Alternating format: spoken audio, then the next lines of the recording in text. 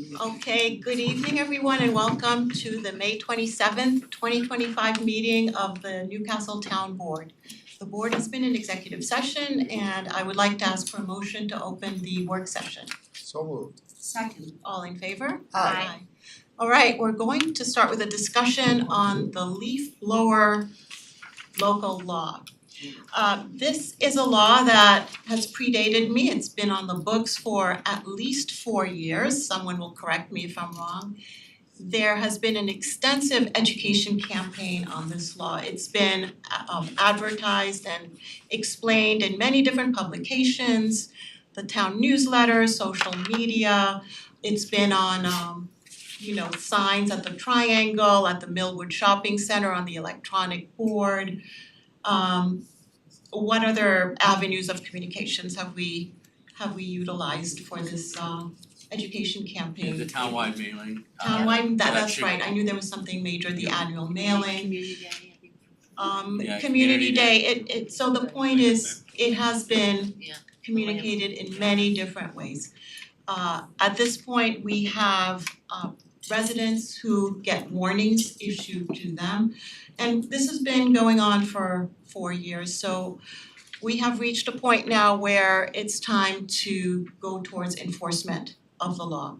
So we have our Chief of Police, Chief Jim Carroll here, who will go over the enforcement mechanism that he believes is viable for our town. Yeah, so we will start issuing summonses to observed violations of the leaf blower. The decision has been made to issue it to the homeowner. We'll also issue summonses based on a supporting deposition from a resident who's willing to state that they did see a violation and they're willing to come and testify going forward. And that's a requirement, is Yes. it not, Jim? That's a Yes, A the legal officer either has to requirement. witness it or somebody's got to swear to it and be willing to testify to it. And Vicky, we have Building Inspector Tom DePaul here tonight also. I'll let him sit in my spot because Okay. he could talk maybe to what's happening now. So I think when we're receiving these complaints, they're kind of two-pronged, right? So sometimes they're calling the police desk and sometimes they're notifying the development department. During business hours, Monday through Friday, they usually see an email or call, contact the building department.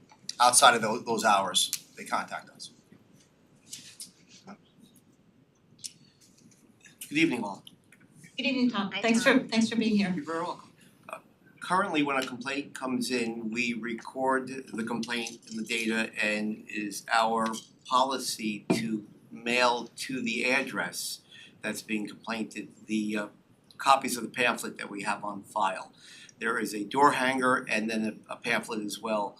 And I believe sometime last year we did about 16 of those mailings to the complaints that come in. Now, complaints are not always founded, they are landscaper in an area and there's not a direct address that's associated with it. They're seen doing their work in that area. We will deploy if we are in the area to check that, but it's been the mailings that we've gotten the most success from. And I'm remiss, I will repeat that the law is that no one is allowed to use a leaf blower, Yes. a gas leaf blower, from June 1 through September 30th. That is correct. There are exceptions, I believe the school district is accepted. There From are that law. exceptions in our chapter 90 noise code that allow the school district and some town functions and cemeteries to use blowers. Okay. I should have said that before starting, just so people know one more time. Okay, Tom, now how many complaints have we received on average? I suppose they've increased over the years, but Last year we recorded 16 complaints. The police department, I believe, had an additional 6. 6, yeah. So, prior to that, they were random. I don't think the general public knew how to orchestrate this. We don't wanna condone people following the landscapers, so that, we as zoning compliance officers can go out and address this. I don't wanna put anyone in harm's way, because the recipients that we found of these pamphlets, very few speak English. So thankfully, the pamphlets are in multiple languages and we were able to get the point across, turn it off, put it away, move on. But there's just a proliferation of different landscapers out there now that, coming into the area to work, that they all see the signs, they should have seen the signs. So we've done a very good education task force trying to get this out to them. We handed out hundreds of those yellow pamphlets. You see people working, you see leaf blowers on the ground. Granted, there's about 18 municipalities that have leaf blower regulations. The other 30 or so in Westchester don't, so they work in other places. So they're gonna have these devices with them. It's only when we see them deploy them can we really. Right, but to be clear, we're not issuing summons to landscapers. We're going to be. The building department has not issued summons. Right, but as Chief Carroll mentioned, we're going to issue summons to the homeowners. Yes. As the responsible party, we're not going to go after landscapers. That is how I understand. And just, and that's akin to, cause for example, building code violations, you control who comes to your place, to your home, right? So when you have a building code violation, it doesn't go to the contractor, it goes to the homeowner. They're the ones who get hit with violations. So same thing with this. This code allows individuals, corporations to be issued summonses, but as you addressed earlier, in terms of there's an enforcement issue here too, in terms of have to observe and attest to seeing this go on.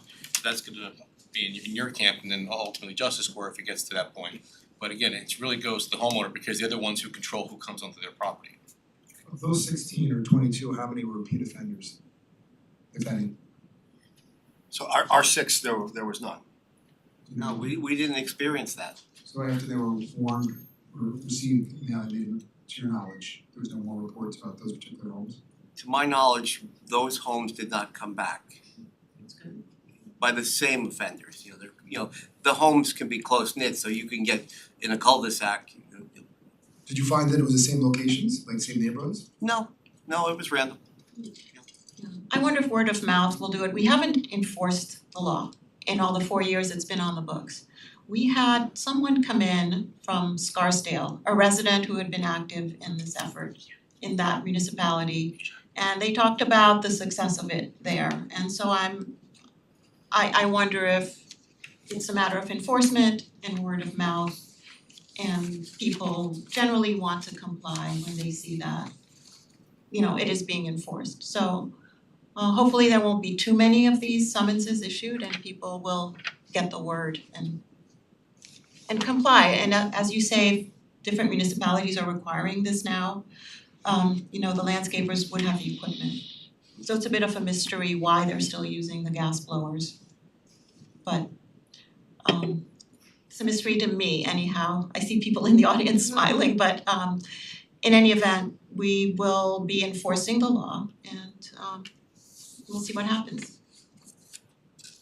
Are there any other questions? Now, I know there are people in the audience maybe to talk about this, but this is our work session. We'll have public comment in the meeting portion of our entire meeting. Okay? All right, so we will move on now. I would like to Thanks, Tom. introduce the topic of traffic safety and a speed limit study. I'd spoken about this some weeks ago.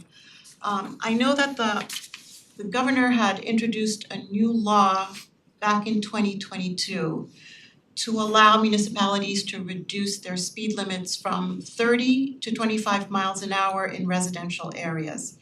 Now, I know that there have been many recent complaints and reports of unsafe driving in town. There's always been unsafe driving, but it seems to have truly increased and just the other day, we've heard that a dog was run over on King Street, someone was racing down the hill there, and it just seems that we've had a lot of near misses. So I think this is an important issue. We should address it. And I would like us to take advantage of the governor's new law to reduce speed limits in residential areas. That might not solve the entire problem. I think we'll need an education campaign But part of that law is that the speed limit reductions have to be accompanied by engineering reports. So unfortunately, there has to be some expenditure and some studying, but we believe that we can do an area-wide study. So we wouldn't have to do an engineering report for every street. We believe that we can do it town-wide. So I'm going to give this over to Lena, our attorney, and Chief Carroll to talk about the details of how we can go about making this change legally and practically. Yeah, so the law is that towns over 50,000 residents have the ability to set the area speed limit, or a suburban town, which I recently found out that we're one of 63 of 923 towns in the state that can do it. So because of that, we met with a professional engineer who specializes in traffic safety and talked to them about doing it, and they thought it was quite feasible. They've actually done 5 or 6 because this is picking up some traction in other neighborhoods. So we met with them, they gave us a proposal, it's gonna be in your hands after that. But we do wanna clarify that it doesn't affect county roads or state roads. We don't have the ability to change that, just town roads. Right, and there was something about a different type of road, So there's a collector roads, and roads. there's I think 7 collector roads in town: Douglas, Hardscrabble, Hunts Place, Lake, Croton Lake, Shingle House, maybe one more, Reader's Digest and Roaring Brook. So they look at them a little different, but due to the fact that 3 of them are already 25 miles per hour already, I don't see that going up. But they'll do a little more in-depth study on the collector roads to determine whether or not there should be a reduction. I haven't read the definition, but I'm assuming collector road means a road where other roads converge going into a main area, whether that be a highway or the main center of town, Yeah, or connecting parts of town. connecting parts of town. So that's what it is. Alright, And Okay. we'll review the proposal because again, because we're suburban, they could do one comprehensive study to look at the entire town as opposed to just doing a study for each particular town road. So that's what this proposal does, and we'll take a look at it. You said it doesn't apply to, we can't do this on the county and state roads. Is there any process with the county or the state to request changes? Sure, on a state road, the town board could do a resolution requesting the state do a study on an individual road. that would be the DOT. Yeah, yes, We so- couldn't even get them to which- agree to shrub trimming Which to would make. be years from now. They actually, the board did do it at one point for King Street Hill, reduction from 30, and they wouldn't do it. So and county, you have to go through the commissioner of the county, and all the county roads are 30 miles an hour. So I don't see them changing that. Yeah, I mean, we had asked the DOT to authorize us to trim shrubs that were technically on private property to significantly increase sight distance and visibility and increase safety, and because there were no significant, I don't wanna say them, but I mean, they wanna see how many injuries and accidents there have been on a road before they change anything. So it's quite unfortunate. I don't have high hopes for changing I try to get the DOT processes. to shave, I'm sorry to interrupt you, I just shaving the roadway by Whippoorwill on 117 so that you have better line of sight, they wouldn't do really that. And I'm gonna say shaving the Yeah. roadway, I'm not talking about the trees, I'm talking about the actual physical, like retaining wall to push it back. Hard enough to get them to come for trees. Well, we're gonna do what we can in our town and appreciate you looking into this. We'll take it from there.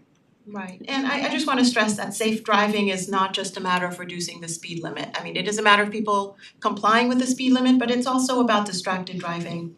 You know, being on your phone, texting while driving, which is, I don't know how people do it, but being on the phone, being distracted, and other manner of activities that might go on in a car with kids and whatnot. So there is a level of distraction that we can't police, but I hope that we don't have to police all kinds of, common sense behavior regarding safety. I think that people should be aware that these actions do make a difference and that a split second really does matter when you're driving. And, it's a residential community, and wherever you are, whether you're driving in the city or in a small suburb, we care about lives, and everyone cares, and what you do really matters. So, but I'm very glad that we're able to undertake this traffic study and that it's town-wide so that we can do it in a feasible, fiscally responsible way. So thank you for looking into that. Thank you. Okay, next on the agenda, let me get the agenda. Okay, we now have a proposed law, local law regarding camping in public places, so people may wonder why we have such a law. Just to let people know, we have had sightings of one or more camper vans around town that move from one spot to another, utilizing our local traffic and parking laws in very strategic ways. And so there has been overnight campers. I'm not saying that this is a tremendous problem, but it's something that we need to address, and residents have alerted us to this, and some of us have seen it. So we now have a proposed local law to fill any loopholes that would allow people to camp in our public roadways. So Lino, do you wanna go over the Sure, law with us? I'll just add that this local law comes from a village upstate New York that had a similar issue. So the high level of the law, it basically prohibits camping and lodging on public streets and publicly owned or town property. So that's what the local law is aimed to do, and again, we borrowed it from another village, village upstate that had a similar issue, so that's where we borrowed it from. We just tailored it to the town Newcastle, and we included it in Article 2 of the town's vehicle and traffic and parking law. So again, you have a draft proposal that's before you. Take a look, and if the board wants to schedule a public hearing, they could do so. It's not a zoning law, but so it doesn't require a GML, but if you're happy with it, you could schedule a public hearing. Okay. I just wanna stress also that there's an exception for special occasions or special events, although overnight sleeping on the street, I don't know what special event that would be, but The record department allows the Boy Scouts quite often to Okay. camp up at Whipple Park, oh, okay. so they can still do something like that. Right, so special occasions, special events are still allowed. So I would think we would schedule a public hearing date. Yes. When would that be based on the notice period? Christina's showing June 24th. Okay.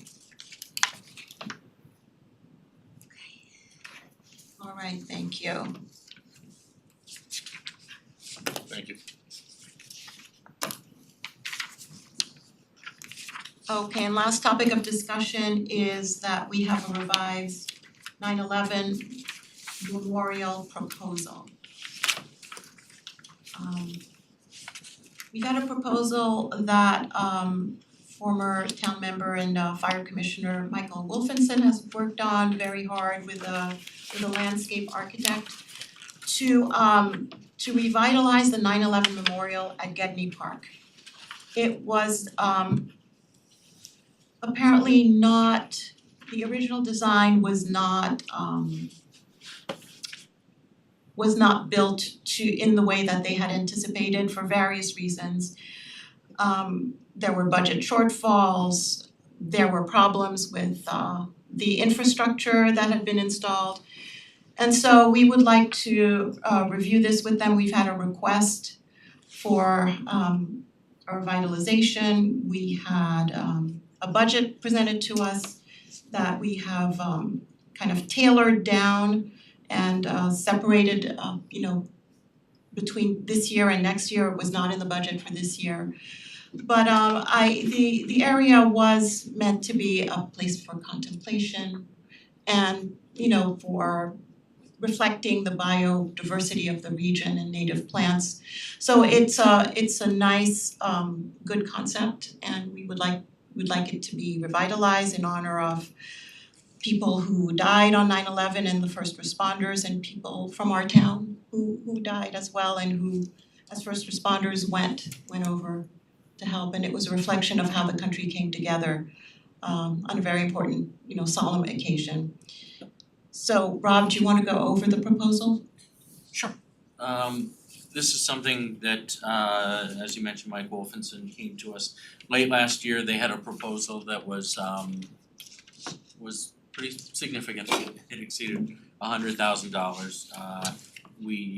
It came too late last year to include it in the budget. So we asked them to come back to us this year. They came back to us, I think it was the last meeting in March, and they kind of revised the design downward a little bit. They had a range in that prior proposal from, it was 58,000 to about 86,000. In discussions with the board, this was not included in the budget for 2025. So what we asked Mike to do and the designer Stefan Yarbak, we asked if he was able to kind of phase this project out so it wouldn't be a budgetary hit in any one particular year. So we've now given him, we're looking for approval to cap the cost, the total cost at $60,000. We'd like them to phase it with $30,000 in 2025 and $30,000 in 2026. This is gonna be a collaboration. Stefan's gonna design this. I think we'll end up bringing a contractor in, but we're gonna work with the Parks Department, Garden Club, Dennis Corelli, our environmental coordinator, to work on some plantings for the area. And we've reviewed this with Ike Cuzio, superintendent of Recreation and Parks. He is okay with the design of the project. He feels that they can maintain it. I think that was one of the issues the first time around, is it wasn't properly maintained. There's a water feature there that has a pump. Ike did not believe the pump was properly installed, so the pump kept flooding and burning out. They had issues with pipes freezing. I don't think it was ever properly winterized. So with a better understanding now and maybe a better design, I think this will be better plan going forward. Yeah, I think the difference this time is that Ike was involved in taking a look at the specs and the mechanisms that would pump the water and create the waterfall. So I just wanna make sure that Ike is on board and approves what is being installed, because he'll have to maintain it. So it's really it's important that we collaborate with him. Yep, so Mike Wolfenson has kept Ike in the loop and he's aware of the proposal. Okay. Anyone have any questions on this? No. All right. Thank you, Rob. Okay, let's go over administrative items. Okay, administrative items for tonight, we have three different retroactive payments of claims. We have the adoption of the monthly reports from April of 2025, the adoption of the minutes from 2025. We have the authorization to extend the contract for tree removal, pruning, vertical mulching, and stump grinding. That's for our contractor Alpine. Last year was the first year of the contract, they did a great job. We're permitted under the contract 3 one-year extensions. This would be the first of 3 extensions. We have an authorization to award bid for DPW water treatment plant chemicals. We have an authorization to accept funding from New York State for our roadways. So we have several different sources. They're all acronyms. We have CHIPS, Pave New York, EWR, and POP funds. That's for the state's fiscal year 2025-26. The total amount this year is $579,989. Last year we used $561,510, so it's a slight increase over the prior year.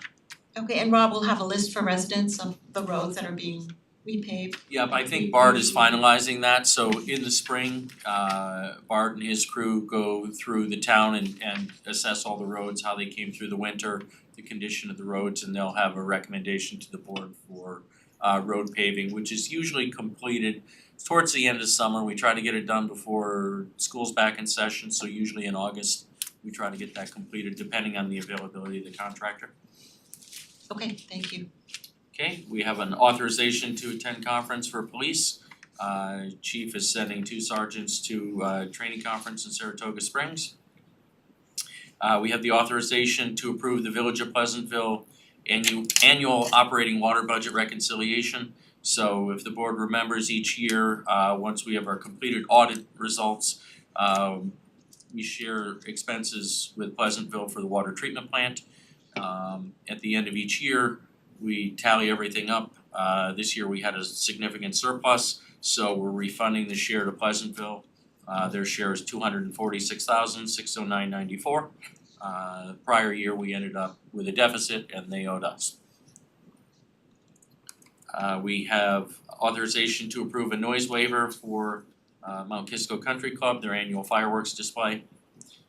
Authorization to approve a noise waiver for the Into the Light event on June 8th.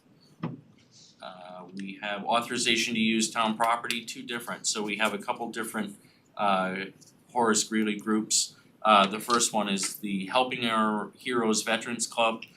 They'd like to hold a dog walk on a portion of the train station parking lot on June 7th. They originally requested 12 p.m. The chief and I talked, and he feels it would be better 1 p.m. I know that's the electric car show that day, so we're trying to avoid that. That will be finished. The chief will have an officer in the area still with the farmers market, so the high school group was agreeable. That's a fundraiser. They're raising funds to donate a service dog. Okay, we have another authorization to use town property. That's for Horace Greeley student senior experience.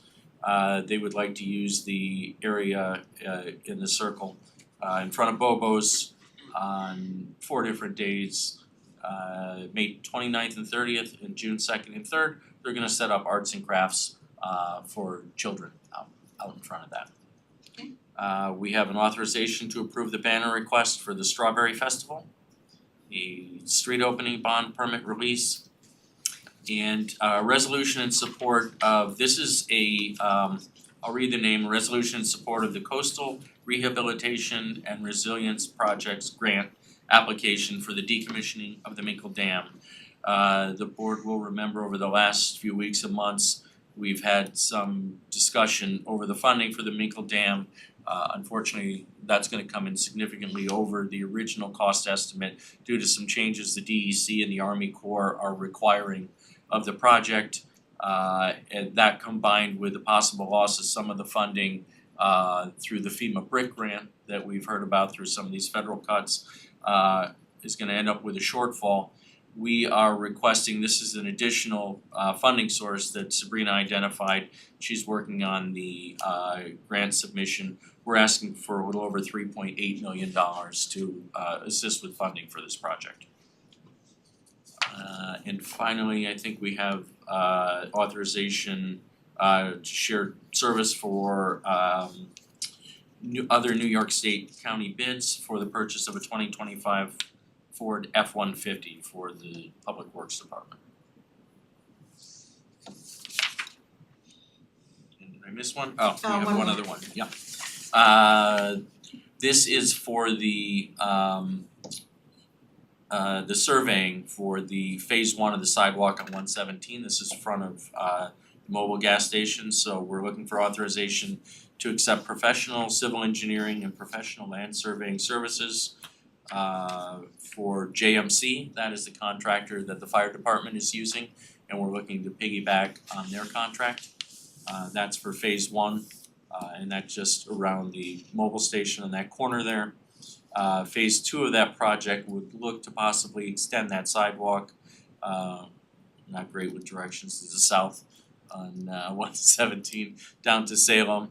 That would be a second phase of the project, and that would require an additional amount for surveying. So there's a little more involved in that, and town engineer Jeff Gaspar's looking to put that together. Rob, would you be able to give us an estimate for that phase 2, a time estimate? I don't have it exactly. There are a few more intricacies there. There are a couple properties that are right on the roadway there and might be seriously impacted if we were to put a sidewalk there. So Jeff's gonna have to look at that, put that Okay, together. because I know there's a lot of interest in that because people, there are a lot of households there and people actually do walk Yep. there and it's quite dangerous. So I'm hopeful we can work something out. Okay, all right, thanks Rob. Okay, that concludes all the items for the work session. May I have a motion to close the work session and open the town board meeting? So moved. All in favor? Aye. Okay. Rob, any announcements? Christina, do you wanna share our parking renewal? Certainly.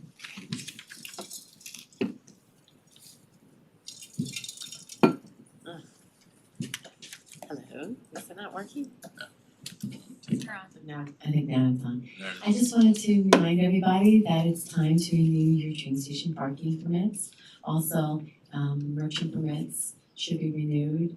You can do that in person. We always love to see you. We have a Dropbox downstairs with copies of applications, so if you fill it out and provide the necessary copies and money, you just leave it on Dropbox for us. You can also do it online. The merchants, they do have to either mail in or come in person, but the other ones, the meter permits and the standard permits, they can all be done online. June 15th starts the new year. We ask for you to please not wait until a couple days before, because there's always a little bit of a rush, and it's the same amount of people that work in that office, so we try to get through everything as quickly as we can. Christina, can I interrupt you? I know that this had changed during COVID and people got very mixed up about it. But just to confirm, June 15th had always been the date, right? That's right. So we're just going back to what has always been Correct. Yes. the start date. And yes, about I think it was about 2 years where we slid the dates, but we've returned to the original dates. That was the date last year as well. So I think it is a good date for the community. The other date that we had was a very hectic time of year end. Anyway, so we're going back, and we are urging people to please purchase their permits. And we're happy to help you with any questions. The phone number is 238-4773. And we have done something different this year. There have been signs around town. Yes, we Okay. did. We don't want anybody to be caught by surprise, so we did purchase additional signage, and we've tried to place them strategically throughout town. We also did push alerts, our new parking program that we, thanks to the board, they allowed us to do that last year. So with that, it pushes emails to anyone that has a permit. The people that don't have permits, that just use the app, it pushes out a notice through just the app, so you don't even have to be a permit holder. So we really think we're doing a much better job of getting the message out. Great. Okay, thank you, Christina. Okay, I am going to hold back my supervisor's report for the newsletter since we are running late. Rob, do you have anything for the town administrator's report? Yeah, just briefly, I'll point out that the annual drinking water quality report is going out in the mail this week. Residents should see that. A lot of information in that packet as well. We have a flyer from the SAB, we have a flyer from the development department, quite a few other flyers in there with important information. But as we typically do, the town met all standards for the drinking water for 2024, so that's always good news. And look for that in your mailbox. Okay, thank you, Rob. And now we have a presentation from a representative from Sustainable Westchester. You'll have to introduce yourself. Sure. I'm sorry about that, but thank you very much for, Whatever yeah, you position can was that? come up to the microphone. Thank you for being here. We work extensively with Sustainable Westchester, as do many municipalities. And there are many projects that Sustainable Westchester is engaged in and which benefits our community. So I will let you explain all that, but if you will, you can introduce yourself. Yeah, of course. I did share a slide deck. Would it be possible to put that up? Just really would help Lauren- me to kind of, I shared it with Lauren has it. Lauren, yeah. Okay. Yeah, I'll put it up in one sec, alright. But I'm happy to just start introducing myself. So I'm Enrique Aguas, and I work with our solar department at Sustainable Westchester as a program coordinator. And I plan to just do sort of a broad program overview.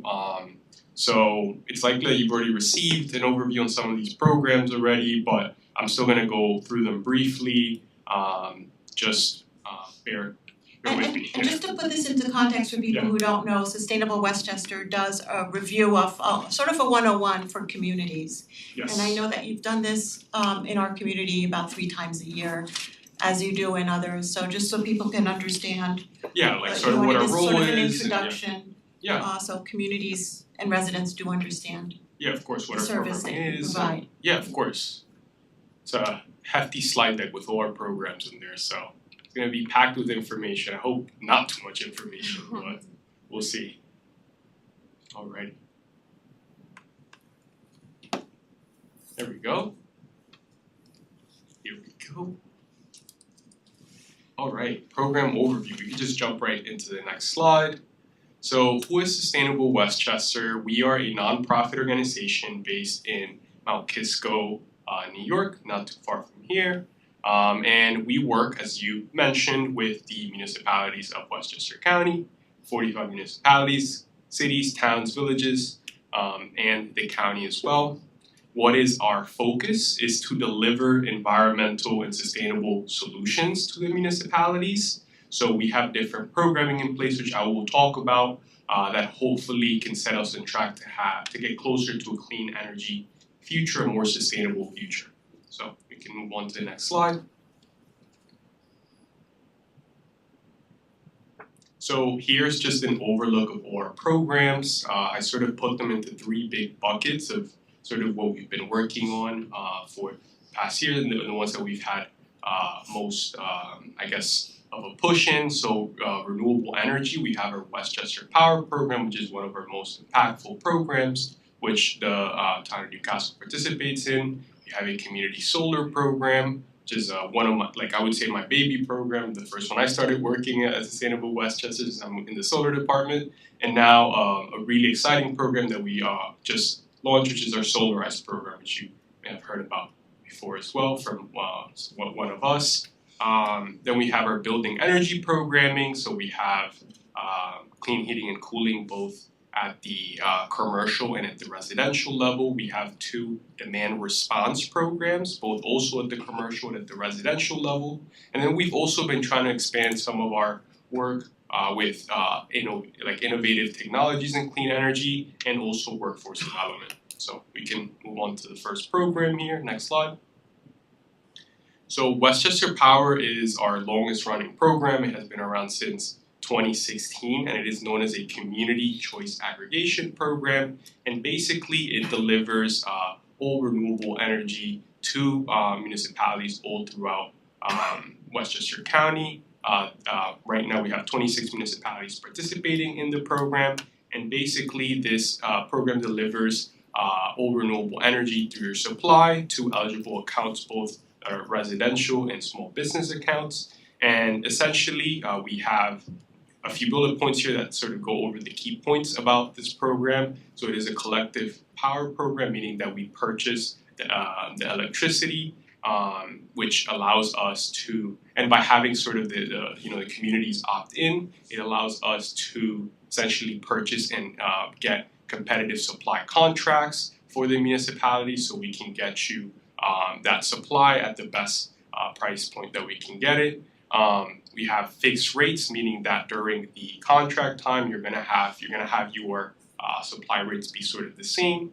And then community investment. So through the participation in the program, we're able to sort of expand and develop more programming focused on clean energy. So and then also it works in an opt-out format. So you've always had the utility sort of as the full option. Community choice aggregation or Westchester Power program gives you an additional option to have a renewable a stable renewable energy option for you to go for, both at 100% and a 50% renewable option. And we also are consumer friendly, so we try to be available at all times. When you call our office, most of the time you'll talk to a real person. So yeah, and then also currently, as I said, we have 2 different supply options: 100% renewable energy option coming from hydropower, and 50% renewable option also coming from hydropower as well. So that's our community choice aggregation program. Now community solar program. Now community solar, how does it work? So most people, when they think of benefiting from solar or renewable energy, they think they have to get solar on their own roof. They can benefit that way, but they can also enroll to something called a community solar farm. So basically, you, rather than getting solar to traditional means, you would enroll to an off-site solar farm, specifically your utility account, your Con Ed account to this farm, and then you would receive an allocation or a portion of that solar farm depending on your energy appetite or your usage. And then that allocation is going to generate credit on a month-to-month basis. And of that credit, you keep a certain percentage that then gets applied to your monthly bill as a saving. So this is a sort of this is a free program that people could also participate in and cancel at any time. So it's sort of that option for people that may potentially have could be a renter, they could be a homeowner, but they can't get solar for one reason or another. Maybe they have heavy tree canopies. They could potentially enroll to a community solar farm. And as mentioned there in that note in the orange, you don't need to install anything with community solar, so you can just enroll and take advantage of renewable energy savings that way. I should note that community solar is one of the most successful programs right now in clean energy in New York State. It actually has already met its goals as far as the New York State clean energy goals. So the goal was somewhere around 10 gigawatts of solar, and we already reached that in generation. So it's already kind of surpassing that. So that was the goal by 2030, and we've already met it. So Can I interrupt for a second? Yeah. What are the requirements for participating in this? so you just have to be paying your own utility bill. And there's no monthly fee, there's no fee attached to it. So community solar is a free program. I would say right now the only barrier that we've seen is the availability of these solar projects. They tend to fill up really quickly. We haven't actually had an opportunity in the Con Ed territory, unfortunately, since I started working at Sustainable Westchester, which was about a year ago. So So been if a while. your utility provider is Con Edison, it's unlikely that you'd be able to enroll in this program? not that it so right now you can join our waiting list, and what we do is essentially once we do have an opportunity available, we will reach out to you once we do. So we recently had some opportunities available in NICEC territory, which we haven't had also in a really long time. So they do come up once in a while. They're just sort of hard to because there's a pretty high demand for them, right? Because it's a free program, you can get a benefit on your bill. So And there's no obligation. I can talk to you offline about that. I'm just course, yeah. trying to I'm figure out happy to what do- the business model would be for it, but I don't wanna take too much time up. yeah. So a lot of these programs that you could spend like an hour probably explaining each Right, one of right. them, but I try to remain brief. But It's interesting. yeah, no, Okay. I mean I would say sort of the main, I guess, to sort of paint the financial picture more, because most people tend to ask me, so I'm getting a benefit at no cost, like what's in it for the person that's building these projects? So New York State actually has a lot of incentives for the projects that are built that deliver these benefits to folks. So when they build out community solar projects, folks that enroll, or not folks that enroll, when they enroll folks to these projects, the projects actually earn additional government incentives, both at the federal and state level, for building out these projects and delivering benefits to the people that enroll. So that's sort of where that financial picture comes in for the Okay, developer. and there's a limit to the number of people who can enroll in specific in a certain specific project. projects. Yeah, because there's only so much capacity that could Right. be allocated to people. Yeah. Any more questions on community solar? No? Alright. Next slide. So and then we have our solarized program. So right now, in early this year, 2025, the solar program at Sustainable Westchester has launched 3 different levels of solarize. So back in the years between 2015 and 2018, we ran solarized campaigns all throughout Westchester County to predominantly focusing on residential solar. Now we've launched a county-wide campaign where we're working with some solar developers to essentially we work with the homeowners at the beginning to provide them free assessments to sort of guide the homeowners, and then we have vetted a group of 4 solar installers that are able to provide proposals to the customer should they decide to want to move forward with that. So we're sort of streamlining the process for people and making it easier for people to sort of get into solar. Solar can sometimes be, it's sort of potentially the only renewable energy investment that most people will make in their life. So we're trying to make that process for them much easier. We're also doing that both at the commercial and municipal level. We're currently working with 2 municipalities right now that happen to have some grants through the Clean Energy Communities grant to sort of make some of their clean energy projects happen. So we're working with both the town of North Salem and the village of Croydon on Hudson on those solar projects. So we essentially support them with, let's say RFP or even assessing the sites and finding solution providers, etc. So we're sort of there for them for those sites as well. So should you have any sites that you're interested in exploring solar for, we're happy to sort of take a look at those sites and support you accordingly. So yeah. Next slide.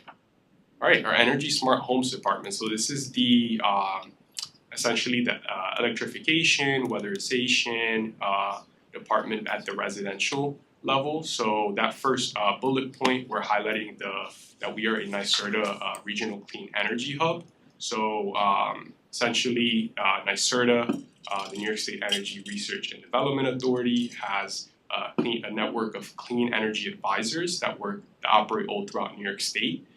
We happen to be the clean energy hub for the county of Westchester, so we have energy advisors on staff that could assist homeowners with their energy needs. So should they, for example, if they need a home energy audit, they can potentially assist homeowners, and they have the knowledge and education to sort of be able to assist homeowners to get those upgrades should they need to. And we've been doing outreach all over the county, focusing on, for example, DIY sort of solutions for homeowners that they can take. They can take home kits to sort of do their own clean energy upgrades within the home, such as like simple installation upgrades and things like that. Like I said, all the way up to home energy assessment to see if there's any potential electrification, weatherization work that homeowners may have to take in. We also support homeowners that may not, may be able to afford, clean energy upgrades through certain programs such as the Empower or HEAP program, which are public assistance programs that support limited income individuals with basically improving and making their home more comfortable through that. And we also have, similar to the residential program, we have a contractor partner list that we work for this program as well. For these programs, we actually happen to have an RFP right now out for to look for more contractors to work in that like that HVAC weatherization space, because we want to add a couple more folks to that list.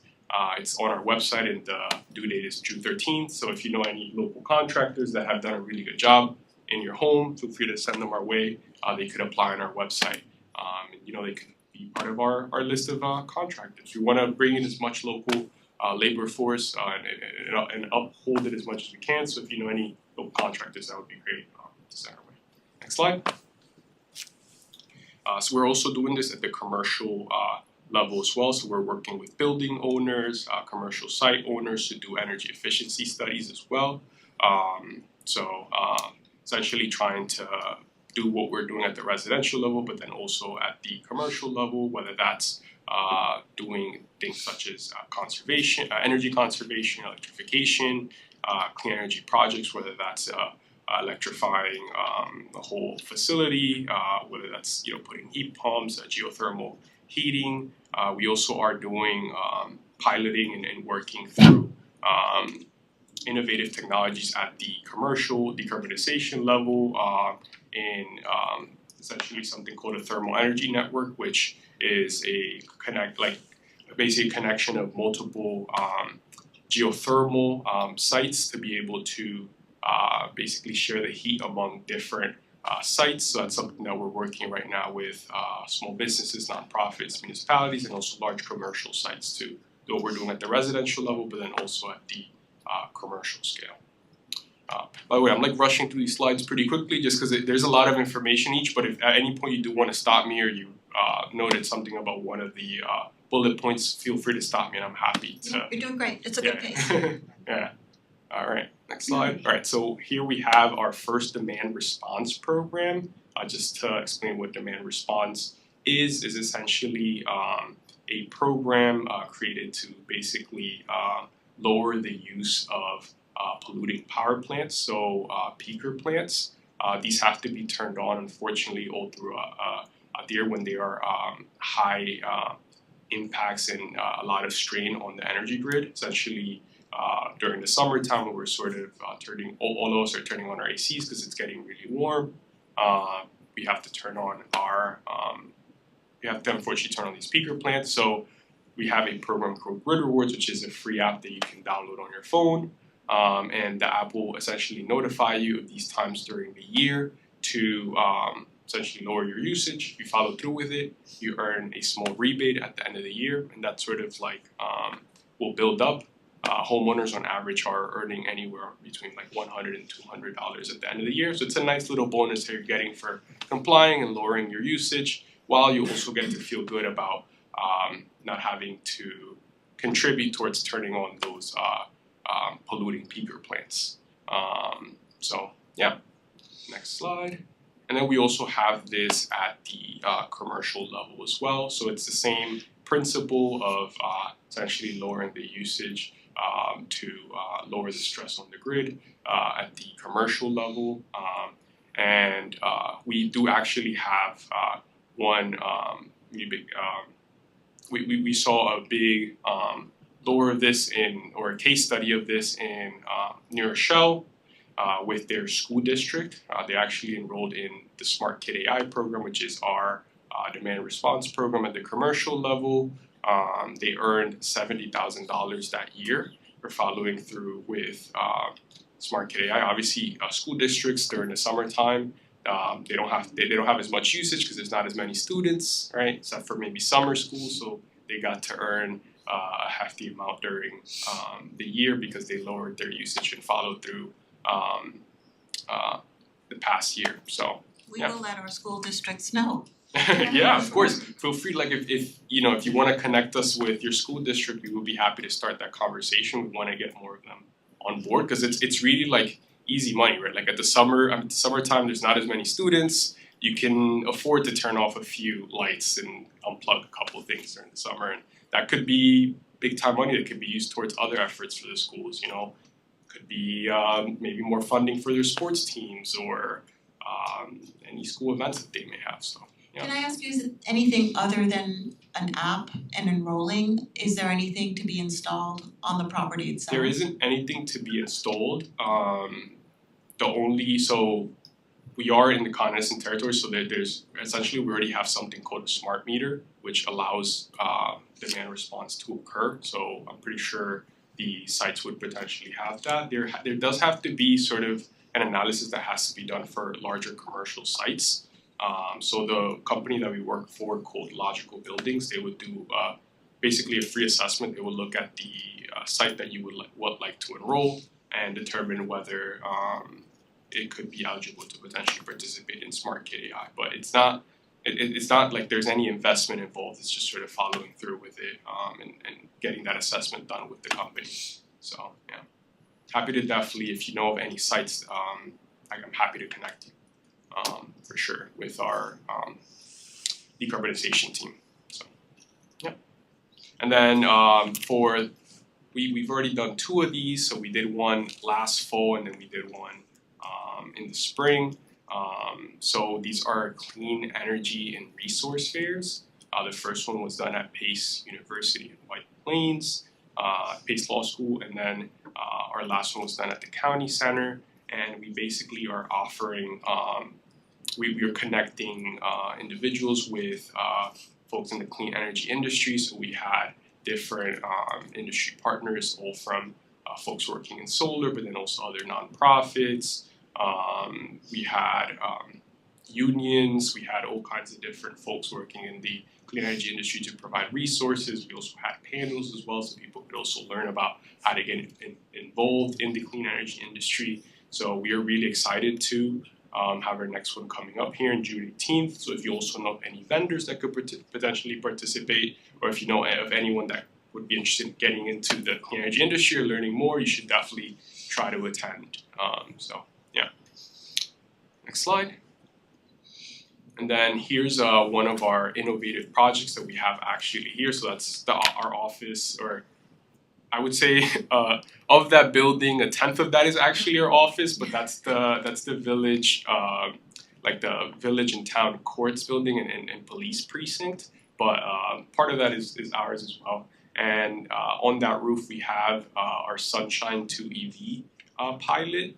well, not a pilot anymore, it's actually out there already producing power for us. But it was the first in the state, and it basically is a model that has 90 kilowatts of solar on the roof that generate energy that feed directly to a small tiny box that you may see to the right of that building. That's an energy storage system, and that feeds directly into two fast charge level 2 chargers. So that's sort of a model where you're sort of getting energy that directly feeds into chargers that goes, you're essentially getting clean energy directly fed onto your clean vehicle, your electric vehicle.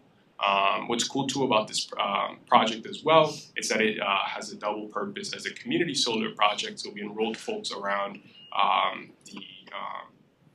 the municipality, Mount Kisco, in that community solar project. So we have around 40 actually low-income individuals that are enrolled in that program and saving through that.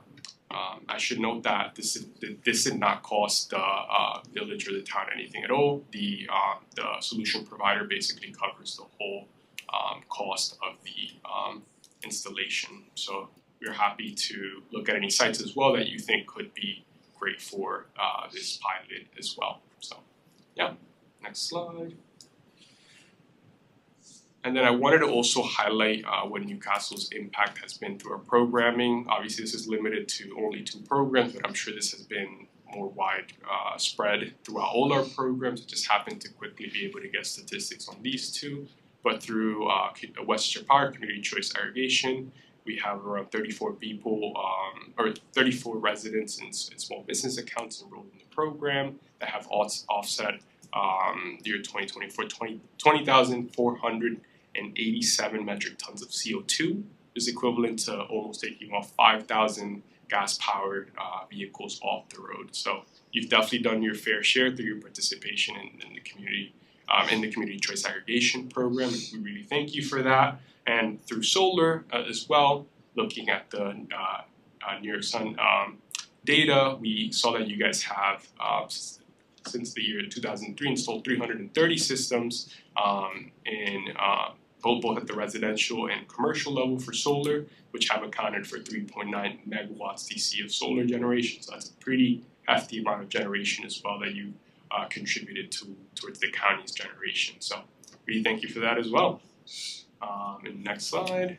So I also wanted to bring up about ways that we can potentially work with the town. So one of those being a grid rewards or demand response campaign. I should note that grid rewards or the demand response app has a specific deadline until you can basically sign up for that program. That unfortunately has already passed.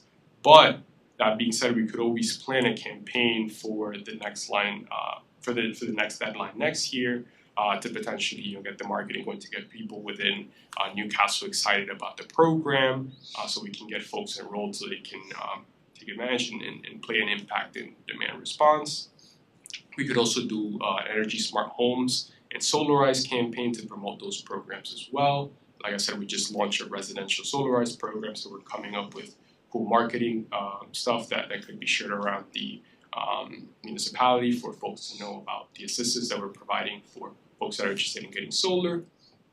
And then we also have the services available that I mentioned, the Smart Kit AI, the commercial demand response, the Sunshine 2 EV pilot, commercial decarbonization, and then also the energy auctions. I didn't explain that actually, but so that's basically being able to get businesses and larger commercial sites to actually purchase their own energy, so for them to actually get commercial sites. So that's also a program that we're sort of getting started to work on. But yeah, so I think that's all. Yeah. All right, a lot of information. Now I'm gonna open it. I guess if there's any questions or comments, there's my contact information there as well. And I'm happy I have some cards as well that I'm happy to distribute. Should you want me to do any presentations or connect you with the departments for any of the programs that I talked about today. Like I said, my specialization is solar, so solar questions, shoot them my way. Some other programs, I'll try my best, but I'm happy to take them down and connect you with the rightful departments. Yeah. Yeah, thank you very much for being with us and going through all of these programs. Our residents mostly want to know about our the renewable energy program because that's what they see on their bill. Sure. It's our default energy system as it is for many participating municipalities. So we usually get questions about that. Of course. And you know, we have people from our community who are part of our sustainability advisory board, some of Yeah. whom are here, who are able to explain it very well. But if you have any literature materials that you think are helpful for us to use to send to people, that would, Of course, yeah, I mean, we're you know, always like a cheat sheet, so. Yeah, we're always coming up with marketing and different ways to kind of like, you know, sort of like a compact handout that can be shared or distributed or made available to your constituents. That way they could, you know, sort of be able to understand the program a lot better. Yeah, so that's definitely something that we could come up with. Right. And just to stress again, it is an opt-out, it's an Yes. opt-out program. Yes, so you can. But it's very easy to opt out. Correct, yeah, so you all can the do that on our information. website, you can call us, yeah, you could, yeah. So it's a pretty easy way to do it. When we do roll out the program at the beginning, there's usually around a month gap and you receive a mailer, you can do that way at the beginning. But then after that month passes, you do that through our website and phone, and that's usually pretty simple to do. Okay. Alright, and does anyone have any questions? Thank you. Oh, thank you, that was Thank you nice. for having me. Okay, thank you. Now hang on, do you wanna stick around a bit because we have our, well, you don't have to stay at the microphone, but we have our public comment period coming up. It's possible that someone might have a question. And we have reached the public comment period. Anyone with a public comment, please come up to the microphone, identify yourself and where you live. Hello, I'm Laura Lenehan. I'm a longtime resident of Chappaqua. Hello, welcome. Thank you. I have a question. Am I allowed to ask questions? Well, normally this is not a Q&A Okay. that we do tell people that, Okay, so I'll make, but let's, you know, go ahead. I'll try to make statements rather than ask questions. Okay. I realized I started with the question, but You did, but that's okay. in any case, I wanna say how wonderful it is to hear that after 4 years of education about the ban on the gas-powered leaf blowers, it's been recognized that they're still in widespread use, and so some enforcement is necessary. So I greatly appreciate it. I know that others here do as well as some who may be participating via Zoom. I just wanted to comment on the success of the educational campaign. At the Earth Day event at Gedney Park, the Sustainability Advisory Board surveyed 29 residents, and 28 of them, 97%, were aware of the ban. And I canvassed my neighborhood last Friday, which is Kip Street and Pond Hill Road. I knocked on 38 doors, 25 opened, and 24 of 25 knew about the ban. One person knew about it and opposes it. And one person didn't know about it, but when I explained it to him, he said, "I will tell my landscaper." And 24 out of 25 said that they support enforcement. So that's again, not 96%. So I think that's pretty good evidence that people know about the ban, and I have no doubt that landscapers know about the ban as well. The people who are operating the leaf blowers may not know, but the people who are in charge. So a couple of comments. Chief Carroll, is that right? Yes. I didn't understand exactly what the relationship is between the police issuing a summons and someone reporting to the police.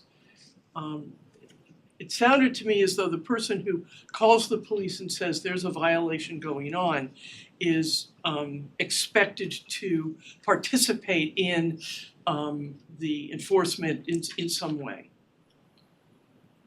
Yes, no. Yes, okay, go ahead. Go ahead. So they're not required to.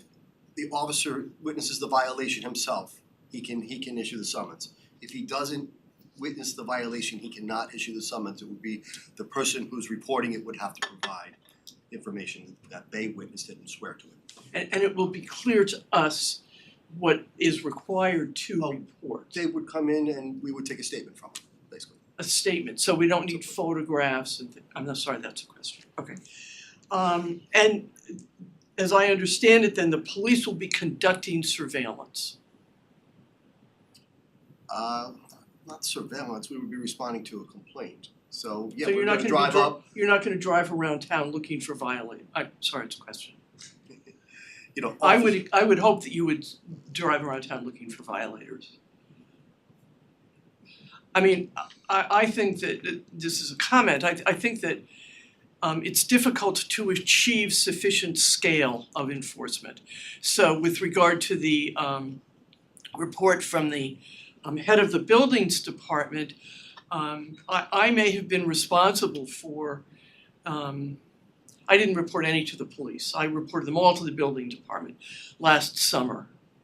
And no sense of where that goes, that leads to any kind of enforcement. And if I reported 15 and one person reported 1, that's minuscule compared to the number of violations going on. And I was somewhat systematic in that I was prepared to take pictures of the landscaping truck, the license plate, the leaf blower, the operator, and the mailbox of the homeowner. My daily constitutional walking around different neighborhoods, and 16, that's nothing. And that's all the reports you got. So I am making the statement, there needs to be some kind of surveillance. Is a question. The building department shall do it, the police shall do it, or both. The notion that you're gonna get hundreds of reports on the hundreds of users through people reporting on their neighbors, I would submit is unrealistic. Then also, with regard to the fine being on the homeowner, it's unclear to me if the first step is a warning or direct to a fine. And then it's also not clear to me if this is starting on Sunday, June 1st. Well, okay, so it's not a Q&A, but this is important information. This is starting as of now. We don't need a local law. The law is in place.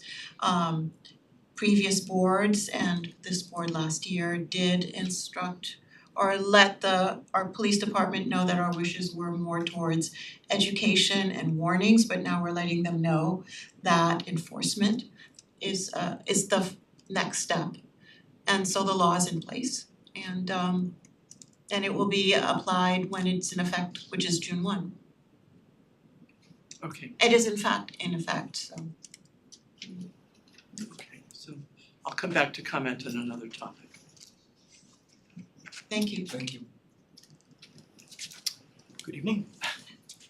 I'm Sid Feinhersh. I know some of you. I'm really here to let you know that there's a new organization in town, and we're taking advantage of the fact that traffic safety was on the agenda to announce it. It's the Somerstown Road Safe Network, and it includes both Newcastle and parts of Ossining, which border 133. I understand it's a state road, but our purpose, we have multiple purposes, and part of it, of course, is to get that road fixed, because it's in really very bad, not just the surface, but the side, the water, everything about that road is decrepit, and we do want that to fix.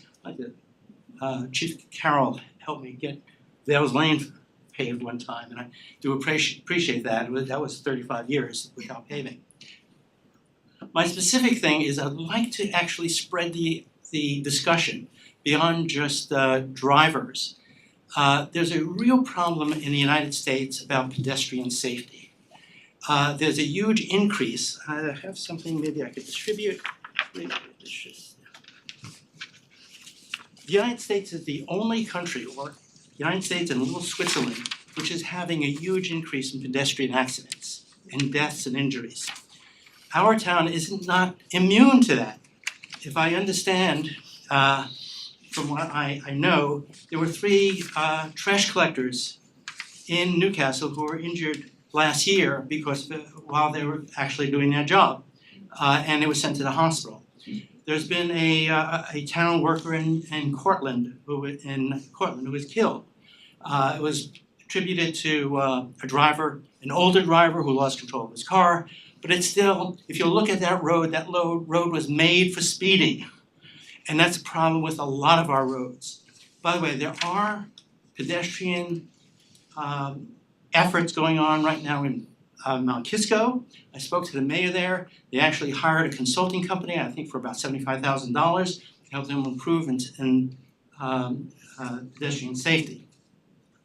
Our concern, of course, is Somerstown Road, and please don't leave out the Lower West End from considerations. By the way, I consider Vales Lane to be a collector road, okay? So you might want, please, I'd love to see you include that in your survey. But the real question that I have about Somerstown Road is it's a dangerous road to walk on. It's not only dangerous to drivers, and there have been of course there's a huge number of accidents on that road. Chief Callan has put, speed indicators for drivers, and it does have an effect. But there are a number of people who use that road for pedestrian walking. And one of the things that road does is it cuts off our communities. If I want to go over to, a road across from on Somerstown Road, I have to go through a whole set of traffic that is dangerous to be in. Or to walk along the side of the road is dangerous to be in. There is some pathways that stop just about at Vales Lane and coming up from 100. But at that point, they just disappear. We need better controls there. We need ability for our community on the south side of the north side of Somerstown Road to reach those communities on the left side. They're part of our neighborhood, yet we can't reach them, we can't walk to them. Vales Lane itself, by the way, is an attractive street to walk on. It has a 19th century farmhouse. It has a very new cottage on it that's very cute. It has a stone house. And so a lot of people from the entire neighborhood come to our street to walk their dogs, huge number of dogs walking on our street. And that street does have some amount of speeding because it's a fairly wide street and it's largely a straight street, and it is a collector street. So all the residents around that area come and use that street to get to. And if they're late for school, late for a job, have to get home to pick up the kids, they're likely going to be speeding. So Can I just clarify something? So Somerstown Road, so people know, is Route 133 off of Route 100. It's if you're going towards Briarcliff, it's after the Taconic correct. On ramps and exits, and it's 133. So it's a state road. It's a state road, coming off actually. another. Yeah, it runs State road. along 100 for a short distance and then goes to Ossining. Right. So it's the main road from Millwood to Ossining. And it's extremely curvy, and the hill is extremely Correct. steep, And and it that's is a one reason state why road. there are so many accidents on it. Right. Is also speeding. I have a small radar device. I have clocked people on that road. It's a 35-mile-an-hour speed limit. But it's not unusual to see people doing 55 or more on that road, especially when there is at night, when there's a lot light traffic.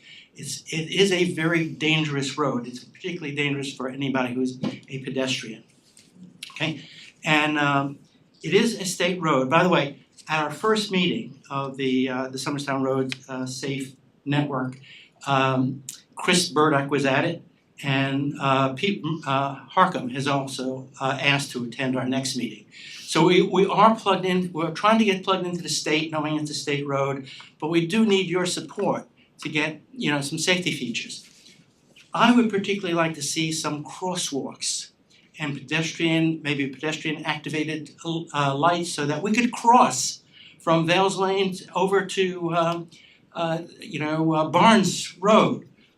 So that would be a tremendous slowing of the traffic. That speeding would really be reduced if we had some type of traffic control on that road. The town does patrol the road. In fact, I often see them patrol car parked on Vales Lane looking for speeders. But of course it cannot cover all the speeding that's going on in that road. So I'm here to let you know that we exist now. We're going to be active. We're probably going to be talking to you some more in the future. But we need your help to really invest in safety, not for drivers. I would please ask you not to look at traffic safety as a driver-centric problem.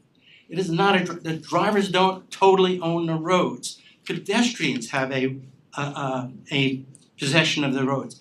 Bicyclists have possession of that road. It doesn't exclusively belong to drivers.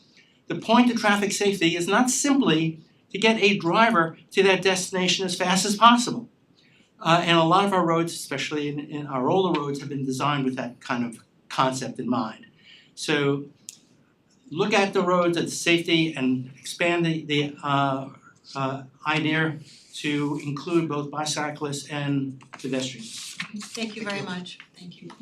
I just wanna clarify for everyone that our traffic study and reduction of traffic limits is not for driver convenience, it is a pedestrian safety measure to slow people down so that pedestrians don't get hurt and so drivers don't get into an accident. So it is very pedestrian focused as well. Okay. Thank you, Kelly. Good evening, everyone. My name is Jim Pinto. I live, on 41 Edgewood Road, and I'm one of the 3 founders of the Somerstown Action Network that we had a meeting on April 17th that was referred to. I reached out back in October to the DOT about Somerstown Road and the conditions that is falling apart. And to that end, we got a lot of input at our meeting at the firehouse on the 17th of April about pedestrian safety, about the shoulders, about the conditions that are for drainage is falling apart and the road is just a bumpy nightmare. And to that end, I did speak to the Region 8 engineer. I'm an engineer myself, up at the DOT about the conditions back in October.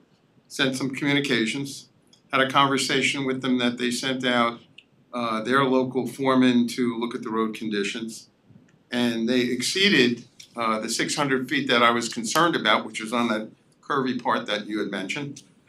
This actually became a 7,000 foot, according to the inspection they did, of roadwork that needed to be rebuilt or reconditioned. They were gonna attempt to do it over the winter if the conditions had allowed as an emergency project. That did not happen. The winter was difficult, as we all know. So I kept in communications with them, and they assured me that by the spring they would be looking at other options for the road, which they're starting to do. However, our group got together, over 50 families, when we had our meeting, both in Ossining and in Newcastle, to talk about the things that should happen, and pedestrian safety was on the high end of the list. But the road needs more than just being resurfaced. It needs to be the inclusion of shoulders and drainage. When delivery trucks stop at any of the homes along that road, they're blocking traffic, so it creates another traffic problem. So there are a myriad of issues that need to be addressed. And I'm in constant communication, as I said, with the DOT about this. We did have our representatives there as well. So we are gonna pursue this further. We do have a website, I should say a Google webpage, excuse me, I've got that wrong. And we're taking in more comments. We're also partnering with a petition in Ossining that's trying to do the same thing, get the road repaired. So we have a lot going on, and we do need the support of the administration as well. Primarily because I look at this, 4 years ago, the DOT paved right up to DeChico's, 133. So once you continue across the road and you go on to the remaining mile and a half approximately in Newcastle, not to mention the remaining 2 mile and a half down in Ossining, the road is in a deplorable state. A lot of people avoid it, go through local neighborhoods. These are the things that are going on regardless, and people are definitely very nervous about getting stuck on the road, having to walk along the shoulder, those sort of things that did happen on the first about 2,000 feet of that road when it was rebuilt a few years back. So we are trying to ramp up the effort. We do know that the state did send more money down for road repair to Westchester. Obviously, we got some of it, I think, for possibly for our roads, as you mentioned earlier in the meeting. But we're trying to get the state to support additional work for redesigning and getting this road straightened out once and for all. That's what I have to say.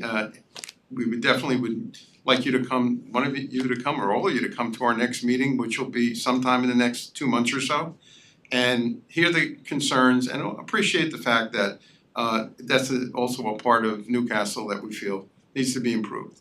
Thank you, everybody. Thank you very much. At this point, I'd like to ask anyone who has a public comment for Sustainable Westchester, so this gentleman here can get home. Sorry, I should have asked that before, but Hi. Is this a?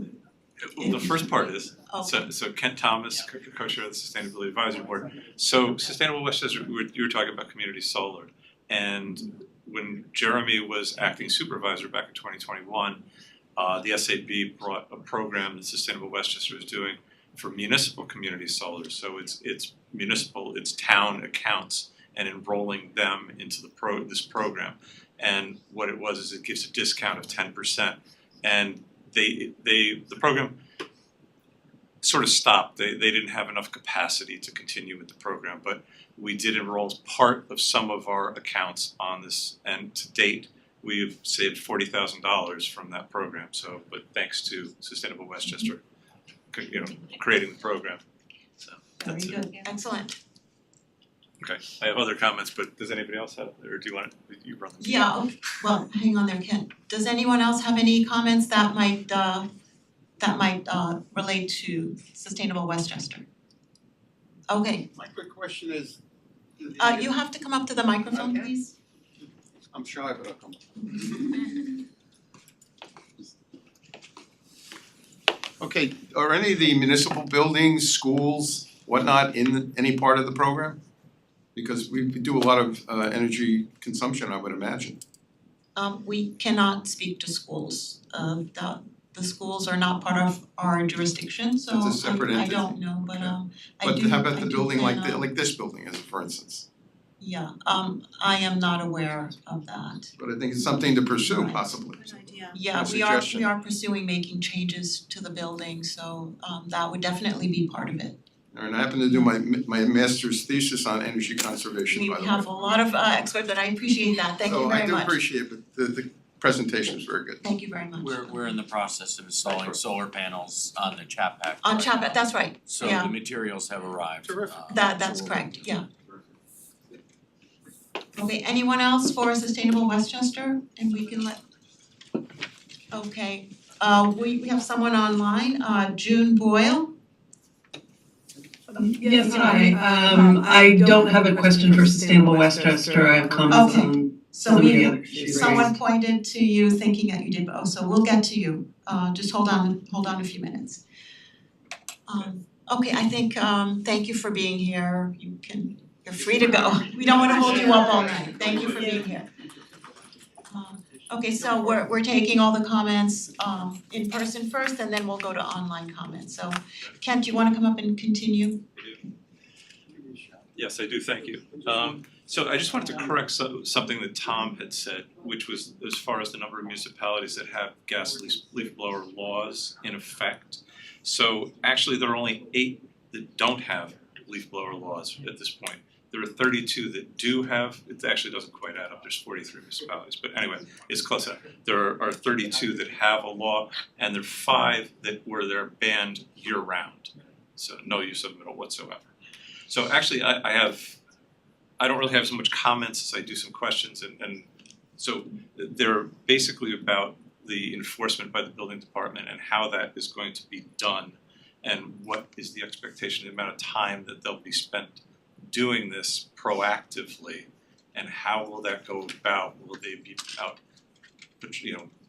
driving through neighborhoods or doing anything like that, or is only when they're out on their inspections, et cetera, will they be doing it? So kind of what's the mechanism and how does that all work? Because I don't think that was really, we really got the details of that. Okay, and then I also wanted to have a little bit of understanding about the depositions, and do the depositions only apply, or what do they apply to? Do they apply to complaints that are lodged by phone and by both to the police department and the building department, or just one or the other? And do they apply to those complaints that are sent in by email? So I can speak for sure for the police department calls. Okay. So I don't think we work through the building department.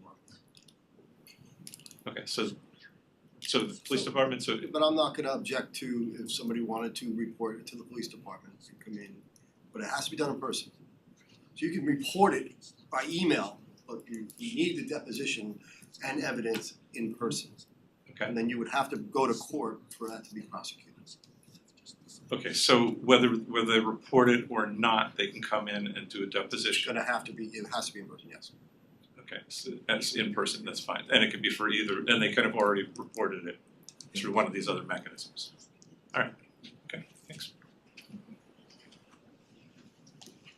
Okay, anyone else for public comment? Okay, please come up. Good evening, Kathy Schreiber, 29-year resident.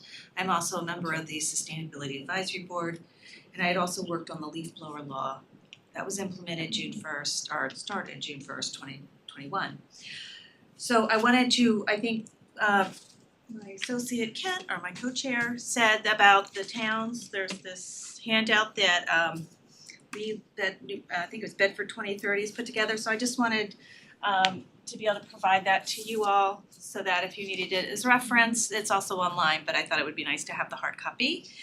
And then I just had a statement that thank you all for considering the compliance portion. I really appreciate it. We all appreciate it. The only concern I might raise is that it is effective June 1st, and will there a lot of times the SAB helps with the education, but I want to make sure that the town is going to be responsible for communicating that fines may be enforced.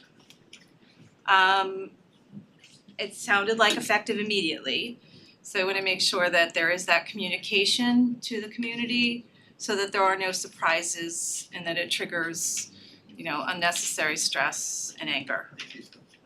That's it. Thanks. Thank you.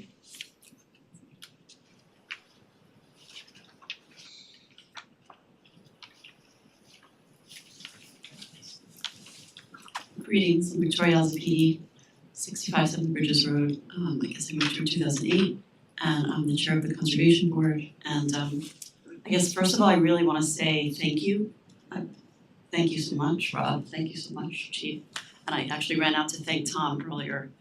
This is huge, frankly, from my perspective, from the Conservation Board perspective on the importance of enforcing this law, because we all know that leaf blowers have huge environmental implications in addition to public health and climate change and all of that. So it's great to see that you're all collaborating to make this happen and that the board is supportive of that.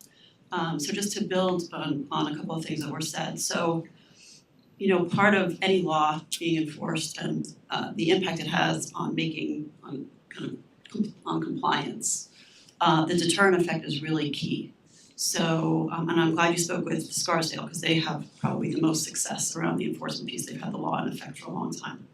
So I'm just sitting here thinking, what can we do to, get our best bang for the buck in terms of if we're announcing this, and to what Kathy was just saying, if there is a way to do a lot of blasting out right now, that there is a change of perspective, that the town is going to actively enforce the law, and that there will be some, not to sound threatening, but to kind of say this is an important law. We town board passed this. It has huge implications for the public health and safety of the community, and therefore we're going to be enforcing it. So if that can get out in the e-newsletter, any venue, on the Triangle, at the Millwood Plaza, on all of the boards, that we all drive by, to really make sure that people know that starting June 1st, perfect timing, obviously, that you're focusing on this. And then to do whatever we can to make that real.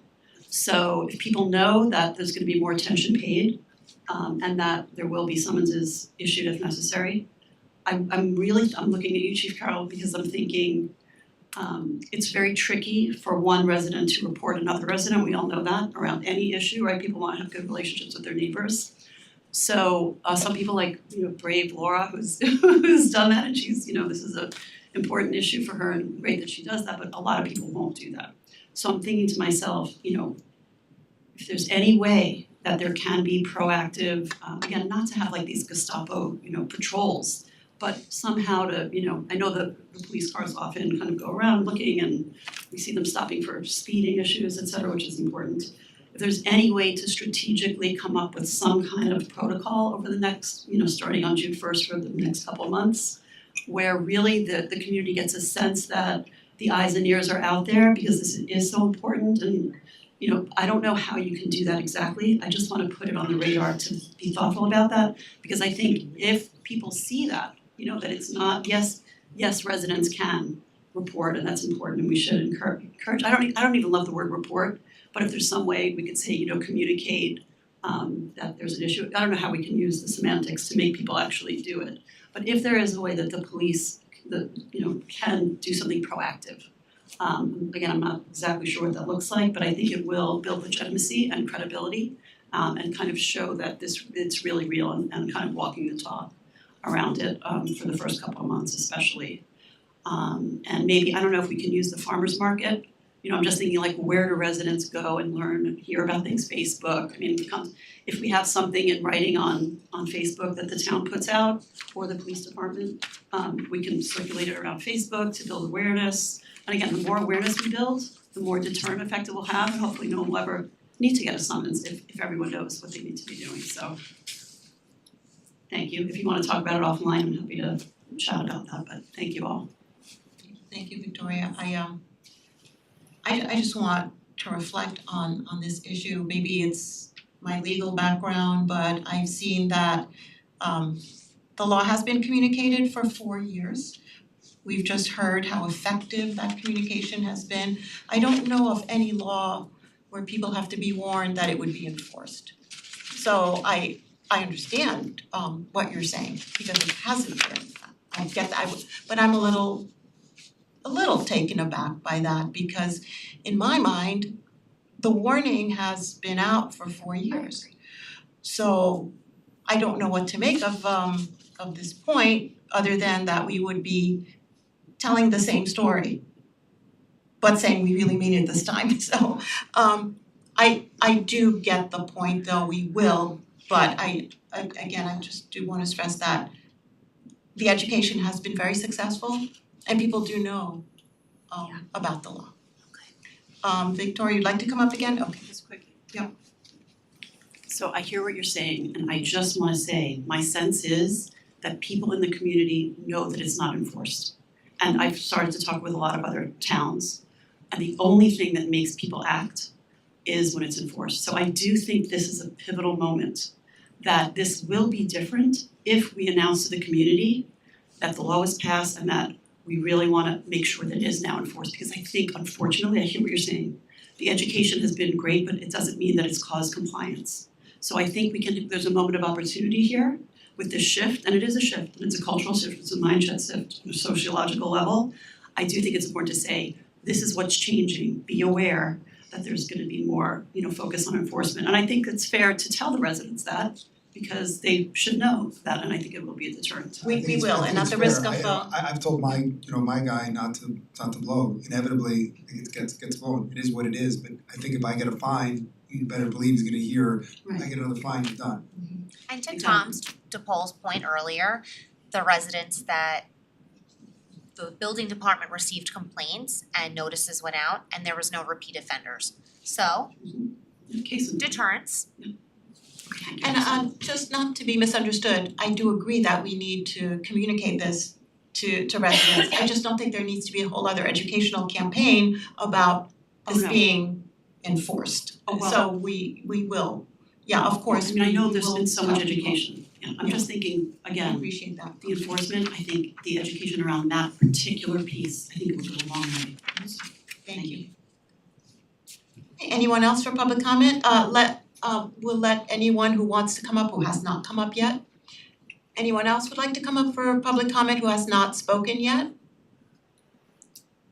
No? Okay, Jennifer. Jennifer Mavis, Flag, Hilltop Drive. I just want to make the point that if we're relying on depositions and not the building department or the police department going out and looking for violations, then we're not gonna get a whole lot of enforcement. And that's my concern. So if we don't have anyone else looking besides the residents, we're not gonna get a lot of enforcement. Okay, thank you. Anyone online for public comment? I see June Boyle. Yes. Thank you. Okay. Thank you all for addressing this issue. I appreciate all the perspectives that were shared. One of the things I haven't heard, and I know this was probably done as part of the early education, but in terms of educating our local landscaping businesses. They are local businesses, some of them are trying to change their models so that they can remain profitable. Others disregard when it seems to suit them. I had to argue with my guy the other day because I said absolutely no leaf blowers on my property, period. And someone on the team showed up with a gas-powered thing blowing just on my hardscape, but I said I didn't want it on the property. So I think there is some need to also alert local businesses that this is going in force as well in terms of the actual enforcement of these rules. So I don't know how to go about doing that, but I wanted to raise that as an important process to engage them. Some of them are trying, some of them are not. Can we make some effort to do that? The other point I wanted to make was, there does seem to be some concern about whether the police department and the building department have the capacity to be able to go out and do this kind of surveillance. And so is there a possibility of getting a small working group together to explore what the feasibility of this is and whether the current ordinance structure is realistic and maybe there might be modifications to improve both compliance and enforcement so that residents get the quiet and healthy neighborhoods they need. The businesses, they need some viable operations and they can accommodate that, and that the town government can actually enforce the rules. So just wanted to make that point, but thank you for addressing this important issue. Okay, thank you. All right, anyone else for public comment? Laura Lenehan, town resident. 3 topics, but I'll be brief. Returning to what we've just been discussing and the success of education, there's been no education that the homeowner is going to be fined. That's a big change. So to Victoria's point about alerting people, I think you'll have a lot of surprise. With regard to the fact that there were 16 reports and no repeat offenders just means that nobody's looking.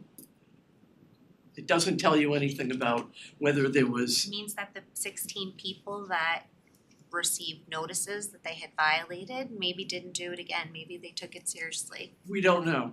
I wasn't out there repeatedly going through the same neighborhoods. So just saying. And I agree with the notion that, I already stated this, that if you're gonna rely on citizen reporting, it's gonna be inadequate. The second thing I wanted to comment on is the traffic safety question.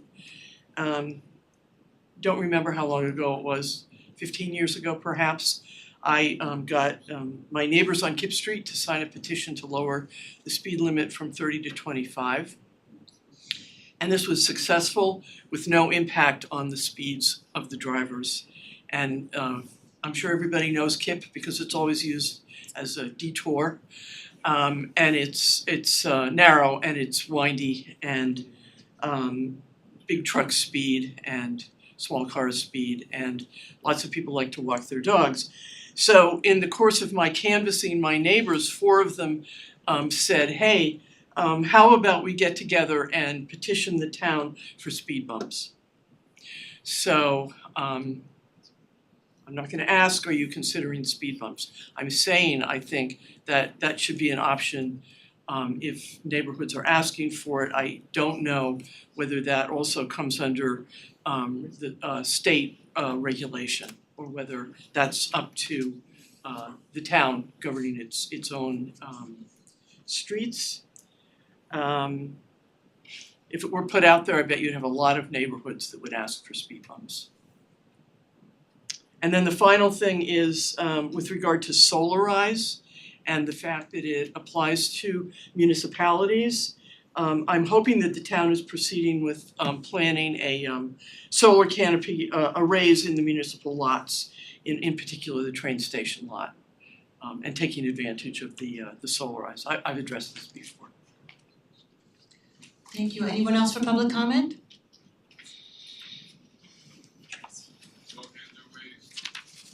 Okay, Karen thanks. We Basic. have one more in person. In person, thank you. Yes. Karen Basic, completely inappropriately dressed for this meeting, but sorry. I just wanted to point out that not only do landscapers use leaf blowers, but also the roofers have done that. I've had that in my own house. And also the gutter cleaners. So it's not only landscapers, they're also, I'm just pointing this out to you in case you think about this in a low way, because I know in my case that was, they just blew, and I'm pretty sure they were gas powered.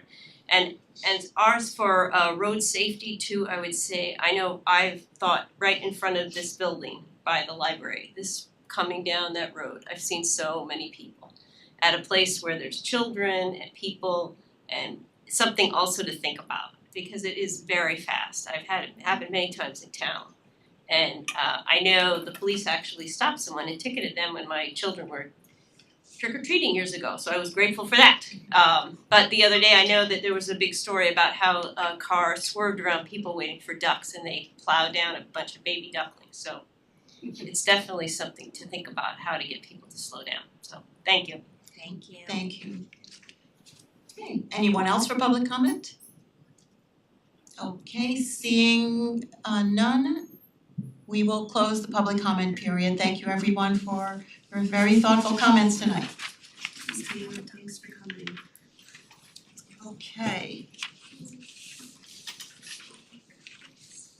Let's see where we are now. Rob, would you like to go over the consent agenda, please? Hold on a second. All right, if anyone wants to talk, please go outside to talk. Okay, thank you. Okay, Rob, let's go through the consent agenda. We have the adoption of monthly reports for April of 2025, adoption of the meeting minutes for April of 2025, the authorization to extend the contract bid for DPW, for tree removal, pruning, vertical mulching, and stump grinding for contractor Alpine, the authorization to accept CHIPS, Pave New York, EWR, and POP funds for the state fiscal year 2025-2026. The authorization to attend conference for police. The authorization to approve the Village of Pleasantville annual operating water budget reconciliation. The authorization to approve the noise waiver for the Mount Kisco Country Club. Authorization to approve the noise waiver for Into the Light. Authorization to use town property for the dog walk. Authorization to use town property for Horace Greeley High School students' senior experience. Authorization to approve the banner request for the Strawberry Festival. a street opening bond permit release number 2023-0021. A resolution in support of the Coastal Rehabilitation and Resilience Projects Grant application for the decommissioning of the Upper Minkle Dam. The authorization to share the service of other New York State County bids for the purchase of a 2025 Ford F-150 XL regular cab 4x4. And the authorization to accept professional civil engineering and professional land surveying services for phase 1 of the proposed sidewalk replacement project, the mobile gas station located at the southeast intersection of South Bedford Road and King Street. Okay, thank you, Rob. All right, so we'll get to the consent agenda. I move to adopt items 1 through 15 as listed on the consent agenda. So moved. Or second. Second. Thank you. Big shot. Sorry. Good try. Okay, all in favor? Aye. I move to retroactively approve the payment of claims in the amount of $136,560 and a penny listed on the summary AP check register and voucher detail report, both dated May 9th, 2025. Checks were printed and distributed to each claimant listed on Friday, May 9th, 2025. Second. All in favor? Aye. I move to retroactively approve the payment of claims in the amount of $2,790,289.30 listed on the summary AP check register and voucher detail report, both dated May 14th, 2025. Checks were printed and distributed to each claimant listed on Wednesday, May 14th, 2025. All in favor? I'm sorry, it's okay. Ally seconds, all in favor? Aye. Now, just 1 minute, we've been getting some resolutions here and I just wanna make Should we have sure, 11 and I 12? just wanna Yeah, I make don't have sure an 11. that There's an 11, a new 11. here's an 11. Thank you. I'm gonna be reading it, so I have both, so. Okay. But we all should, we all want to. I only have through 10. Does everyone Here. have 11 and 12? Holly doesn't have 11 and 12. I'm gonna walk it over We can share, we can share. We're Christina, gonna play Christina, don't worry about it, we can share. We're good. We're good. We can share, yeah. Okay, where were we, number You can't do We're sustainable on the Westchester. 3, Holly, you take this last one, last 3 and then I move Ally, to you retroactively approve the payment of claims in the amount of $233,150.74 listed on the summary AP check register and voucher detail report, both dated May 23rd, 2025. Checks were printed and distributed to each claimant listed on Friday, May 23rd, 2025. Second. all in favor? Aye. Okay, go ahead, Ally. I move to accept the resignation of Kathy Byrne from the position of part-time receptionist within the Department of Public Works effective May 16th, 2025. Second. All in favor? I move to authorize the hiring of Fernando Rosas for the position of seasonal laborer within the Department of Public Works Water Unit at the hourly rate of $19 per hour effective June 2nd, 2025. Second. All in favor? I move to authorize the change in pay rate. Sorry, the only thing is I think the name was different. Yeah, in the executive summary, it said Matthew and this is Thomas. Yeah, I think it's Thomas. this is, I'm trying to I- see Tom- what I it think says in Tom- the It's Tom. agenda, is it in the agenda? I think Matthew may be wrong. Okay. Hold on, I this got the is memo the right. actual. Oh no, that's not the right memo. It's I think it's Thomas Anthony. Let's see. Do you have the records, Yeah. that you were relying on? Yeah. There. Oh, it is, yeah. Thomas on the memo.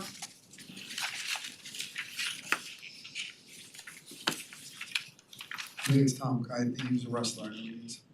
Yeah. Well, just making sure since there's a question.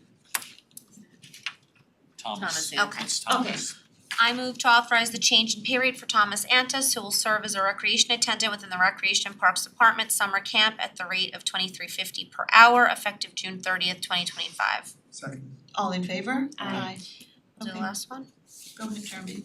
I move to authorize the hiring of the following individuals for the position of recreation attendant from the Recreation Department at the corresponding rates as indicated below. Second. All in favor? Aye. I move to authorize the award of the bid DPW 2025-01 water treatment chemicals to the following companies at the corresponding rates as indicated below for a period of 1 year effective June 2025 to June 2026 with the possibility of 1 year extension. Second. All in favor? Aye. Do one more. I move to set a public hearing on a proposed local law to amend the Town of Newcastle Town Code, Chapter 123, Vehicles and Traffic, Article 2, Parking by adding a new section 123-9.1 entitled No Camping on Public Places after section 123-9, Public Parking Lots for June 24th, 2025, the Town of Newcastle Town Hall, 7 p.m. or as soon thereafter as reached on the town board agenda that evening. Second. All in favor? Aye. Okay, Jen, go ahead. I move to accept the proposal from Hudson and Pacific Designs for the September 11th Memorial Sustainable Landscape Revitalization dated May 21st, 2025 to restore the memorial with the authorized budget of $60,000 in which $30,000 is allocated to be used in 2025 and $30,000 will be used in 2026. Second. All in favor? Aye. I move to accept the proposal from Crichton Manning for a speed limit assessment and sign implementation within the town of Newcastle for the total amount of $45,000 as per the proposal dated May 20th, 2025. Second. All in favor? Aye. I move to authorize the request from the Chappaqua Summer Scholarship Program to waive the rental fee of $75 for the use of Getty Park Baseball Field number 1 for a softball game to be held on June 15th, 2025. I move to authorize the request from the Chappaqua Summer Scholarship Program to waive the rental fee of $350 for the use of the community center for a cooking class on a future date. Assuming those can be combined, I second. Yeah, that is a question that I had, but it is a waiver for the Chappaqua Summer Scholarship Program on rental fees in general. So we just delineated or specified which fees they are, but we don't have Lino here, but I do believe it's a waiver for Yeah. one entity. For one entity, For one yes, entity. it was just broken out in case. Yeah, it's One entity but both events. So I think Yes, it correct. should be okay. One In entity, one but both resolution. events. Yeah, so we'll clean up the language, but yes. I still second. Okay, yeah, and clarifying before we vote. Okay, so all in favor? Aye. Okay, I move to adjourn. thank you everybody. Second. All in favor? Aye. Aye. Okay, have a good night, everyone.